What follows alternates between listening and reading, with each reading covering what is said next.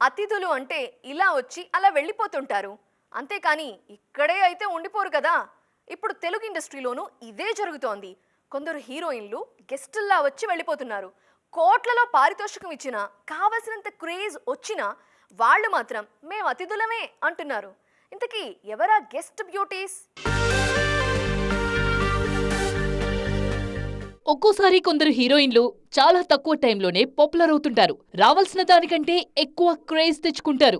అందులో మృణాల్ ఠాకూర్ ఒకరు. సీతారామంతో టాలీవుడ్ కు పరిచయమైన ఈ భామ హాయ్ నాన్నతో స్టార్ట్ అయ్యారు. కానీ ఫ్యామిలీ స్టార్ తో రేస్ లో వెనుకబడ్డారు. ఆ తర్వాత టాలీవుడ్ వైపు చూడ్డమే మానేశారు. తెలుగు ఇండస్ట్రీ నుంచి మృణాల్ కు అవకాశాలు వస్తున్నా కూడా ఆమె మాత్రం గెస్ట్ లాగే వచ్చి వెళ్లారు. కియారా అద్వానీ సైతం అంతే.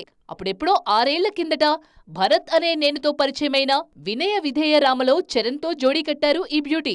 మళ్ళీ 5 ఏళ్ల తర్వాత అదే చరణ్ తో గేమ్ చేంజర్ చేస్తున్నారు. మధ్యలో ఎన్ని ఆఫర్స్ వచ్చినా నో చెప్పారు కియారా. దిశా పటాని సైతం 10 ఏళ్ల కింద 2 తెలుగు సినిమాలు చేశారు. ఆ తర్వాత ఈ మధ్యే కల్కిలో ప్రభాస్ తో, కంగువాతో సూర్యతో నటించారు. ఈ 2 సినిమాల్లోనూ దిశ కనిపించేది కొన్ని నిమిషాలు మాత్రమే. శ్రద్ధా కపూర్ సైతం సాహో తర్వాత మళ్లీ తెలుగులో కనిపించలేదు.